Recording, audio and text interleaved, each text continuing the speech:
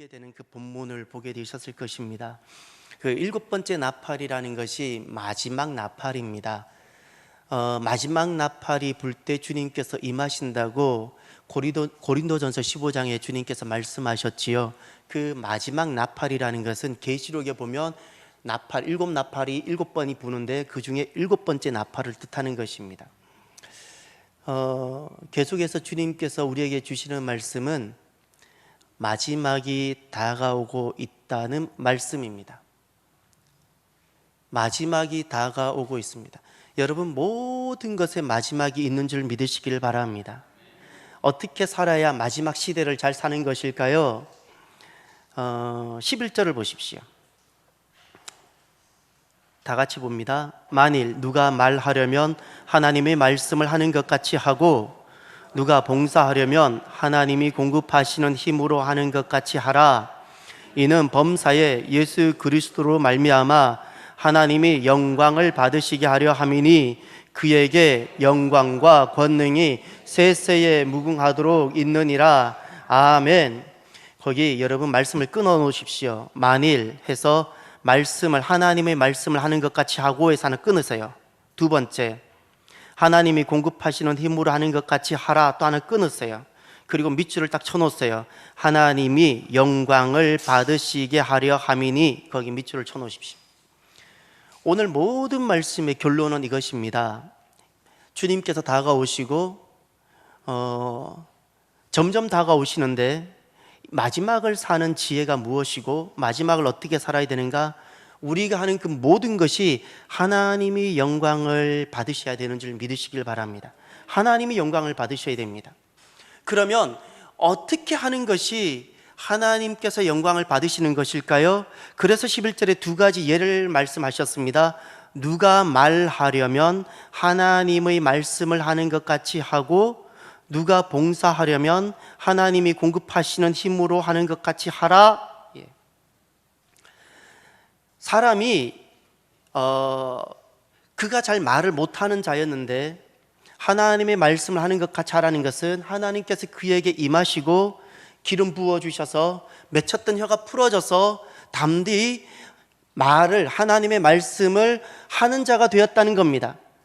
누구의 힘으로 되었나요? 하나님의 은혜로. 또 누가 봉사를 합니다. 봉사를 하는데 자기가 봉사할 만한 어떤 힘이 있어서 봉사하는 것이 아니라 정말 미력하고 봉사할 힘이 없는데 누가 공급해 주세요? 하나님께서 힘을 공급해 주셨어요. 그래서 어떤 사역을 하고 봉사를 하게 되었다는 겁니다. 그때 누가 영광을 받으실까요? 하나님.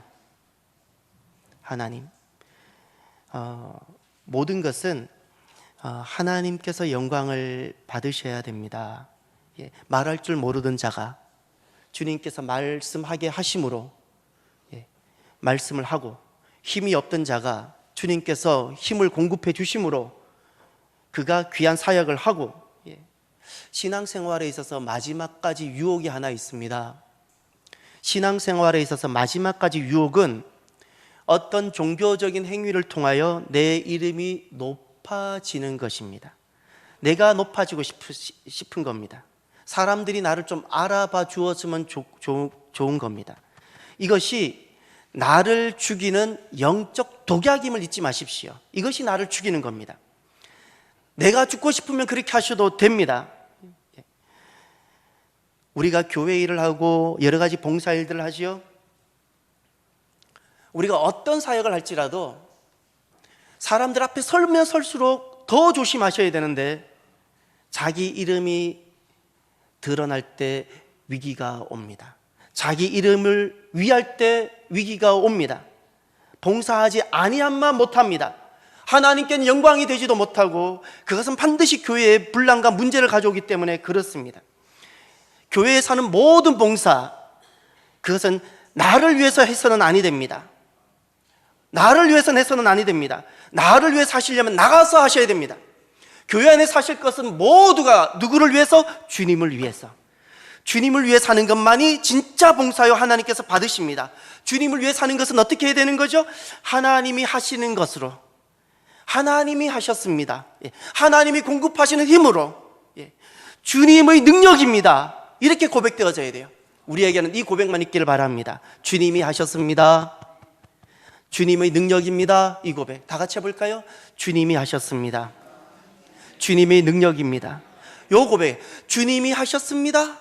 우리가 무엇을 하든지 주님이 하셨고 주님이 이루셨습니다 고백이 있어야 되고, 우리가 어떤 사역을 내도 이것이 내 능력이 아니라 누구의 능력이라고요? 주님의 능력입니다. 이것이 일평생 주님 앞에 설 때까지 변함이 없어야 됩니다. 목사든 누구든 사람들 앞에 서면 설수록 더 두렵게 이 고백 앞에 서야 돼요. 그렇지 아니하면 그가 교회를 분란시키는 장본인이 되고 영적 독약입니다. 자기 영혼을 죽이는 영적 독약입니다. 물건을 훔치는 것만이 도둑이 아니고요, 하나님 영광을 가로채는 것이 도둑 중에 도둑인 줄 아셔야 됩니다. 그래서 오늘 우리들에게는 우리 이름을 지우는 시간이 되었으면 좋겠습니다. 주님 앞에 나올 때만큼 나를 지우시길 바랍니다. 내 나이, 내 이름, 내 사회적인 어떤 것 다 지우시고요, 우리에게 딱 한 가지만 있기를 바랍니다. 저와 우리 모두에게 주님 이름만 있기를 바랍니다. 주님 이름만 있기를 바랍니다. 내가 누구인들, 내가 어떠한들, 내 나이가 어떠한들, 누구만 우리가 있기를 결심하자고요? 주님만. 할렐루야. 우리에겐 주님만 있기를 바랍니다. 그럴 때 나를 통해 사는 모든 일들을 누가 영광을 받으실까요? 우리 주님께서 영광을 받으십니다. 이 마지막에 주님께서 영광을 받으시는데 네 가지 사역을 분명히 말씀하셨습니다. 네 가지에 반드시 주님의 영광이 나타나기를 바라셨습니다. 주님 오시는 때가 점점 가까워져 오는데 주님께서 말씀하신 마지막에 교회와 성도들에게 꼭 있어야 되는 네 가지 사역, 이 네 가지 사역이 각각 다 하나님 영광으로 충만해야 됩니다. 그럼 그 각각의 네 가지 사역은 무엇일까요? 첫 번째 7절을 보십시오. 만물의 마지막이 가까이 왔으니 아멘. 점점 주님께서 가까이 온다고 말씀하셨습니다. 모든 것에 마지막이 있다고 말씀하셨습니다. 그래서 첫 번째, 우리는 무엇에 하나님 영광이 가득해야 되는 거 아니? 그러므로 너희는 정신을 차리고 근신하여 기도하라. 기도입니다. 첫 번째, 우리의 모든 사역에 있어서 영광이, 하나님께서 받으신 영광이 가득해야 되는 것이 하나 있는데 그것이 무엇이라고요? 기도입니다. 주님께서 정해 두셨습니다. 주님께서 다가오실 때 제일 먼저 우리에게 무엇을 확인하신다고요? 기도를 확인하시겠다고 말씀하셨습니다. 기도, 우리가 아는 그 모든 기도에 무엇이 가득해야 된다고요? 하나님의 영광입니다. 잊지 마세요. 내가 얼마나 많이 기도하느냐의 문제가 아니라 내 기도에 무엇이 가득해야 된다고요? 하나님의 영광이에요. 하나님의 영광. 오늘 말씀을 가만히 보면 그 기도에 대해서 주님께서 이렇게 말씀하셨습니다. 너희는 정신을 차리고 그랬죠. 이 정신을 차리다라는 것은 마음이 건전함을 말합니다. 마음입니다. 건전하지 못한 마음이 있다는 것입니다. 건전하지 못한 마음이 무엇일까요? 마태복음 15장을 넘어가 보십시오. 마태복음 15장 18절.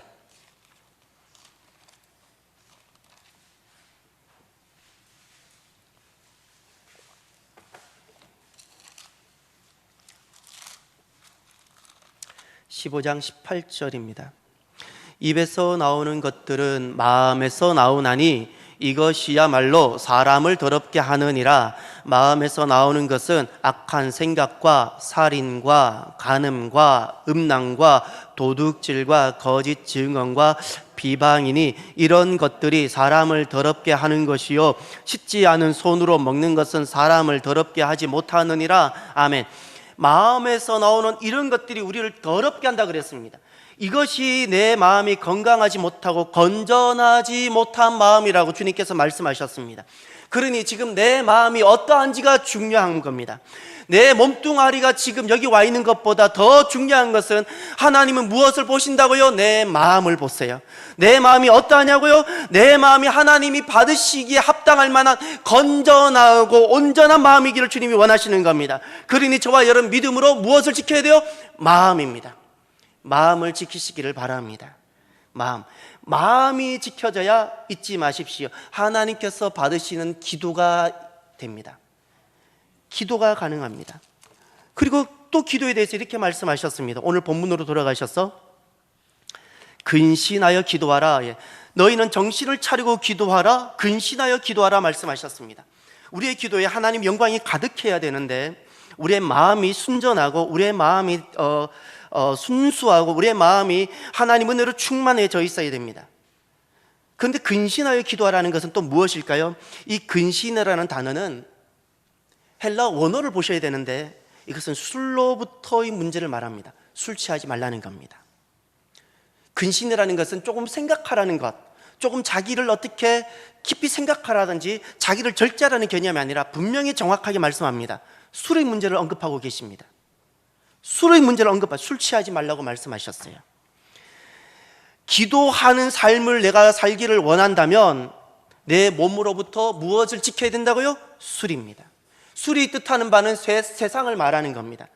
술로부터 내 몸을 지켜라는 겁니다. 그럴 때만이 하나님께서 영광으로 받으시는 내 기도의 삶이 가능합니다. 사람은 두 가지를 하지 못한다는 사실을 잊지 마십시오. 내가 주님을 섬기든지 내가 세상을 섬기든지 하나밖에 하지 못합니다. 내가 주님께 기도의 삶을 정말 원한다면 내 몸을 지키셔야 되는 줄 믿으시기를 바랍니다. 마음을 지키고 몸을 지켜야 하나님께서 받으시는 영광스러운 기도의 자리에 우리가 나아갈 수 있는 줄 믿으시기를 바랍니다. 저는 돌아보면 이렇게 기도를 많이 제가 어려워했던 순간 또 지난날 어렸을 때 보면 있었고 오늘날에도 이제 신앙생활을 시작하셨던 분들은 보면 기도가 참 어렵게 느껴질 것만 같습니다. 이미 우리 권사님들이나 많은 분들은 깊은 기도에도 들어가기도 하시겠지만 여러분 우리가 기도가 어렵기도 한 순간들이 있지요. 어떻게 해야 할지 모르기도 하지요. 무엇을 구해야 할지도 모르는 순간도 있지요. 여러분 기도는 사람이 하나님께 나아가는 유일한 것이 기도입니다. 사람이 하나님께 나아가는 것이 기도예요. 하나님께서 우리에게 오시는 것은 무엇일까요? 그것을 말씀이라 불러요. 그러면 사람이 하나님께 나아가는 것이 무엇이 있을까요? 우리가 오늘 또 예배 전에 뜨겁게 찬양했죠. 오늘 또 우리가 찬양이 너무나도 귀하고 좋았어요. 그 찬양을 하죠. 여러분 잊지 마세요. 내가 정말 그것을 주님께 드리는 정말 찬양이었다면, 주님을 높이는 찬양이고 내 신앙 고백이었다면 주님께서는 그것을 영광으로 받으시는 기도인 줄 믿으시기를 바라요. 찬양은 우리가 하나님 앞에 나아가는 곡조이는 기도입니다. 말씀, 내가 정말 이 말씀을 하나님께서 나에게 오시는, 나에게 주시는 말씀으로 믿고 내가 이 말씀을 향해 나아간다면, 내가 이 말씀 앞으로 나아간다면 내가 말씀을 읽어가고 내가 말씀을 경청하고 말씀과 함께하는 이 모든 시간은 하나님께 나아가는 기도인 줄 믿으시기를 바랍니다. 하나님께 나아가는 모든 것이 기도의 삶입니다. 우리가 기도가 어려울 때는 많이 찬양하십시오. 소리내서 찬양하십시오. 온 영혼으로 찬양하십시오. 그리고 내 안에 말씀이 넘치도록 하십시오. 내가 기도가 안 되는 이유는 내 안에 말씀이 없기 때문에 그래요. 말씀이 넘치면, 그리고 한 가지만 딱 구하십시오. 하나님, 나의 이 맺힌 혀가 풀어지게 하여 주옵소서라고 기도하십시오. 하나님, 이 나의 맺힌 혀가 세상의 지식에 대해서 그렇게 많은 이야기를 하면서도 세상 돌아가는 정치와 수많은 거기에 대해서 수많은 그쳐지지 않는 혀를 가지고 있으면서도 주님 앞에 내가 움직이지 않는 혀가 있다면 이건 맺혀있는 혀예요. 영적으로 맺혀있는 혀예요. 하나님, 내 혀가 풀어지게 하옵소서 기도하셔서 내 안에 말씀이 가득하고 찬양이 풍성하면 성령님께서 나를 움직이세요. 기도하게 하세요. 그러면 저절로 기도가 되어져요. 시간이 한 시간이 갔는 줄 모르도록 하나님 역사해 주세요. 놀란 사실이 하나 있어요. 기도는 하나님께서 마지막 시대를 사는 성도들에게, 그리고 고난을 이기고자 하는 그 교회에게 주시는 참 큰 능력입니다. 왜냐하면 사람이 일을 하면 그냥 사람이 하는 거예요. 그런데 우리가 기도하면 누가 일하실까요? 주님이 일하십니다. 할렐루야. 내가 일하면 내 일하는 걸로 끝나요. 그러나 내가 내 자녀를 위해서 기도해요. 그 자녀에게 누가 일하실까요? 주님이 일하세요. 내가 나라를 위해서 내가 기도를 해요. 그럼 누가 주님께서 역사하실까요? 주님이 역사하세요. 그래서 기도는 마지막 시대를 살아가는 교회에 주신 하나님의 능력 중에 능력입니다. 그래서 꼭 성경을 하나 보셔야 됩니다. 기도의 능력과 관련돼서 마태복음 21장을 한번 보십시오. 마태복음 21장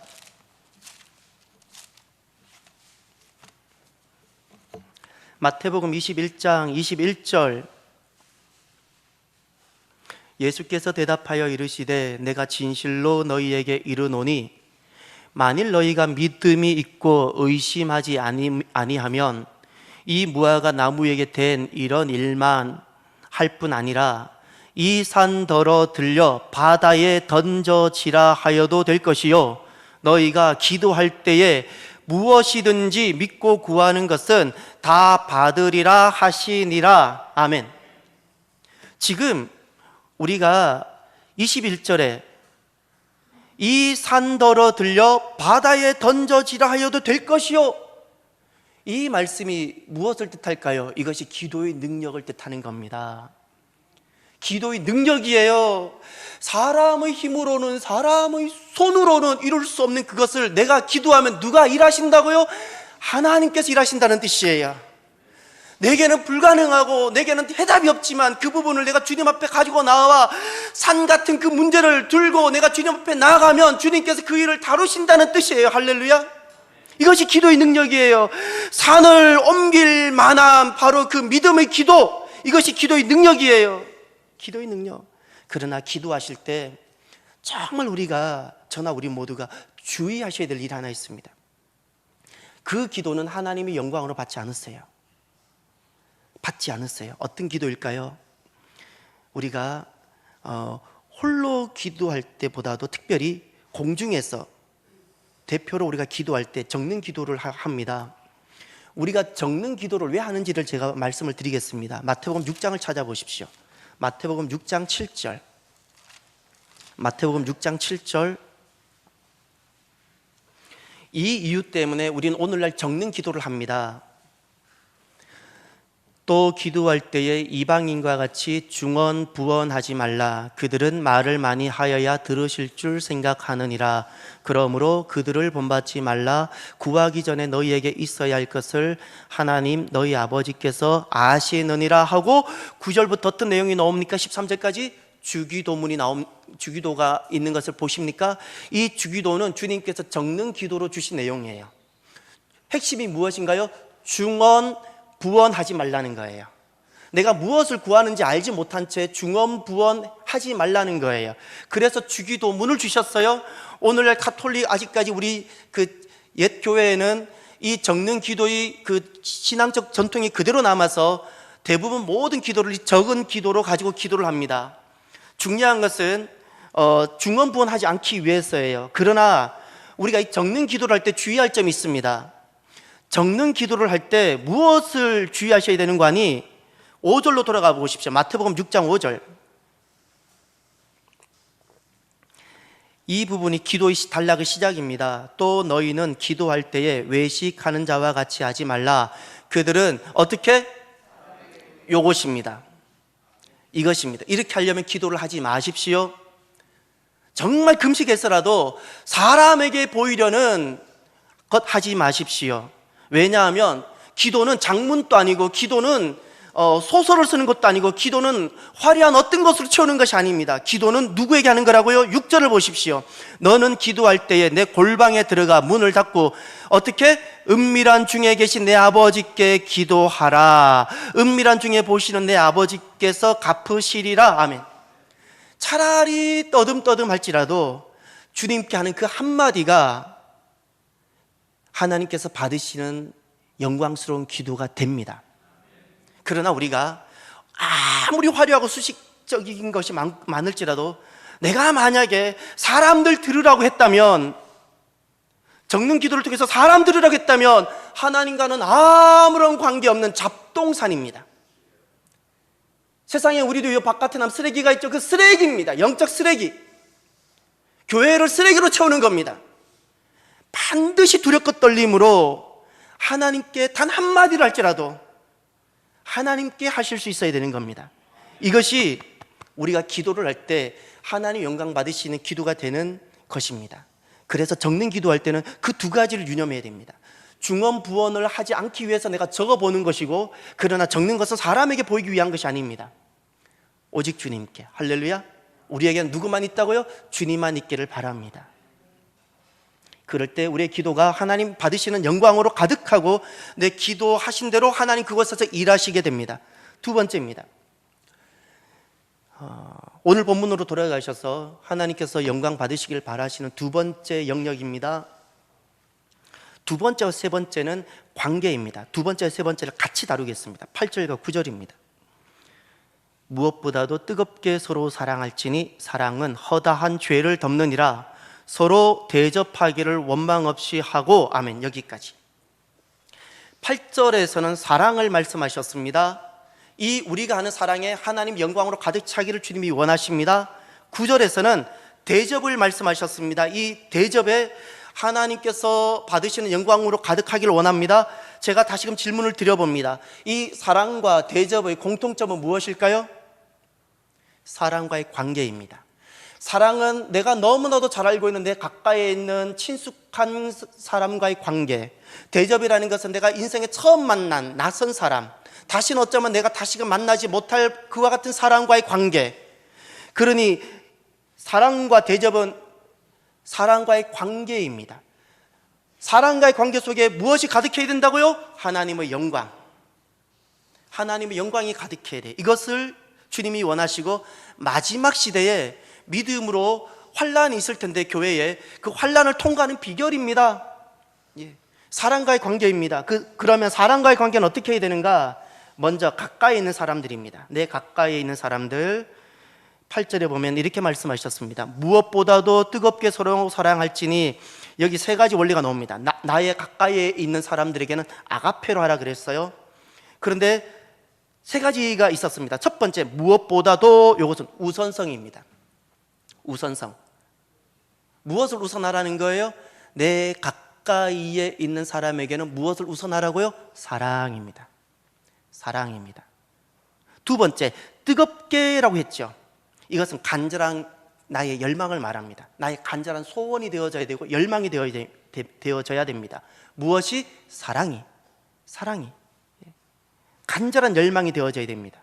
세 번째, 8절 하반절에 사랑은 허다한 죄를 덮느니라. 여기 허다한 죄라는 것이라고 말씀했을 때 허다하다라는 것은 많다라는 것입니다. 한 번의 죄가 아니라, 내게 한 번의 잘못이 아니라 어떻게? 많은 잘못과 많은 허물, 많은 죄조차도 어떻게 하라고요? 덮으라 그랬어요. 이것이 사랑의 원리입니다. 사랑은 세 가지입니다. 주님께서 이 마지막 시대에 주님께서 받기를 원하시는 사랑은 우선적으로 하는 것이었고, 간절한 나의 열망이고, 그리고 많은 죄일지라도 덮어주고 숨겨주는 바로 그것, 주님께서 말씀하셨습니다. 이것이 사랑입니다. 하나 되는 것에 대해서 많이들 이야기를 하시죠. 이번에도 우리나라 U20, 20살인가요? 20살 U20 그 축구 선수들이 나가서 결승전까지 갔죠. 그 원팀 이야기를 많이 하잖아요. 원팀, 하나. 왜 원팀이 중요하고도 어려울까요? 하나 되기 위해서는요, 원팀이 되기 위해서는 반드시 한 번의 위기는 극복한 사람들만 원팀이 됩니다. 가까움이 가져오는 위기가 있거든요.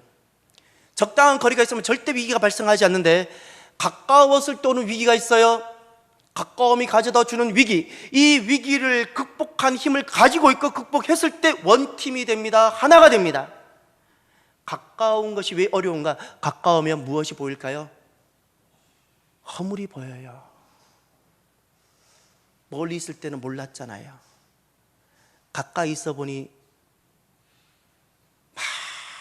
많은 문제가 보여요. 그래서 인정으로는요, 사랑하기가 어려워요.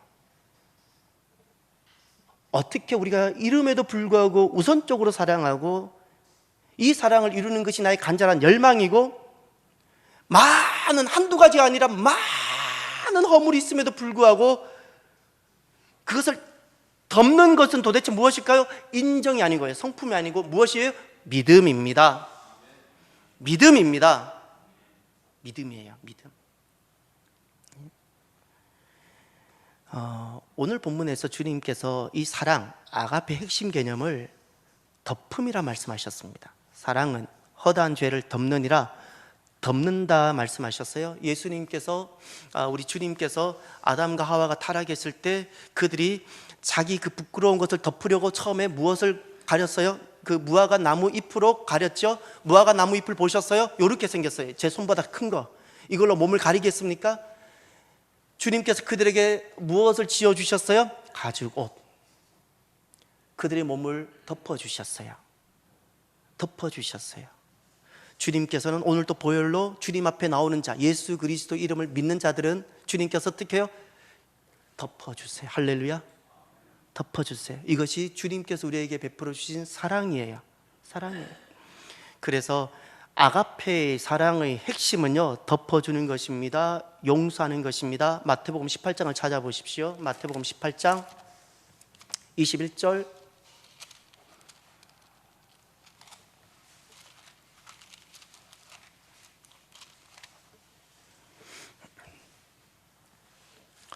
그때에 베드로가 나와 이르되 주여, 형제가 내게 죄를 범하면 몇 번이나 용서하여 주리이까? 7번까지 하오리이까? 예수께서 이르시되 내게 이르노니 7번뿐 아니라 7번을 70번까지라도 할지니라. 아멘.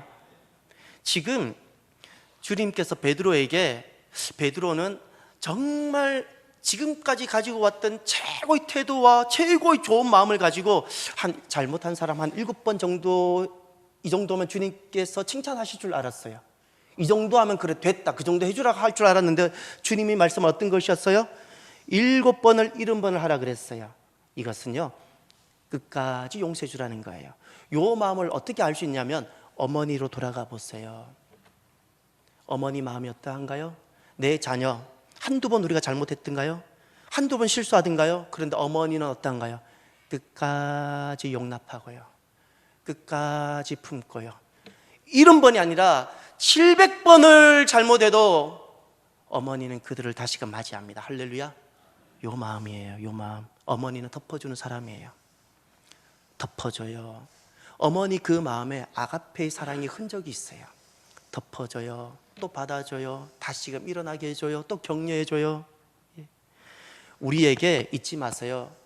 우리에게 내가 하나님께 용서받고 내가 내 허물과 죄를 하나님으로부터 덮음받은 자라면 그 증거가 내게 있어야 돼요. 어머니라면 어머니 증거가 있듯이 내가 정말 성도라면, 하나님의 용서를 받은 사람이라면 내게 증거가 있어야 됩니다. 그것이 무엇인가요? 용서하는 삶입니다. 용서하는 삶입니다. 사랑은 왜냐하면 용서하는 것이고 사랑은 덮어주는 것입니다. 그래서 주님께서 이런 말씀을 하셨는데, 마태복음 아까 18장 35절을 한 번 더 보시면 아까 그 말씀에서 35절로 가면 이런 말씀 하셨어요. 너희가 각각 마음으로부터 형제를 용서하지 아니하면 나의 하늘 아버지께서도 너희에게 이와 같이 하시리라. 이 말씀은 역으로 말하면 내가 너를 용서하지 아니하면 하나님께서 나 용서하지 않겠다는 그런 뜻일까요? 아니요, 잊지 마세요. 하나님이 나를 용서하신 것은 영원히 유효한 줄 믿으시기를 바라요. 그러면 이 말씀은 무슨 뜻인가요? 내게 하나님께서 나를 용서하신 증거가 있어야 된다는 거예요. 증거가 있어야 돼요. 역으로 말하면요, 이건 무서운 말이에요. 내가 누구를 용서하지 않아요? 내가 계속 어떤 것을 시비를 걸어요? 그러면 진짜 내 가슴에 손을 올리고 나는 내가 거듭났는지를 물어보셔야 돼요. 하나님의 긍휼하신 용서하심을 내가 받은 자인지를 돌아보십시오. 이 질문을 자기 자신에게 생명처럼 하셔야 돼요. 거듭나지 않은 자면서 거듭난 척하는 것은 가장 어리석은 겁니다. 거듭남의 문제를 풀어야 돼요. 거듭난 자라면, 하나님의 그 용서를 받았다면 우리는 용서할 수 있습니다. 덮어줄 수 있습니다. 반드시 하나님께 용서받은 자의 증거가 우리에게 있어야 합니다.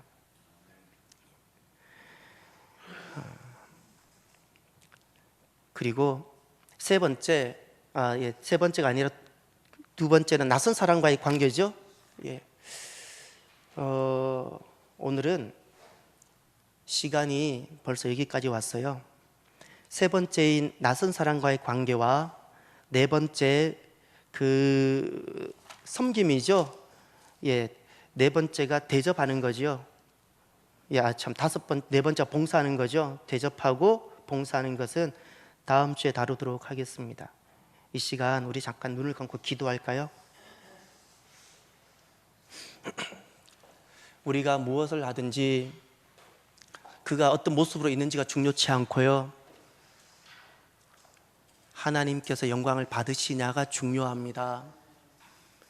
지금 내 상황이 어떠할지라도 하나님 영광을 받으실 수 있고 그러지 못할 수가 있습니다. 나를 지우시길 바랍니다. 나를 백지 만드시길 바랍니다. 내 자존심, 또 내 영광, 내 이름, 나를 높여주길 바라는, 나를 인정해 주길 바라는 이 모든 것을 지우개로 지워보십시오. 그리고 우리에게 딱 한 가지만 남기시길 바랍니다. 저나 우리 모두에게 주님 이름만 있기를 바랍니다. 그러면 우리가 하는 모든 기도, 우리가 하는 모든 사랑의 섬김과 용서에 주님의 영광으로 가득할 것입니다. 함께 이걸 두고 간절히 기도하길 원합니다. 기도합시다.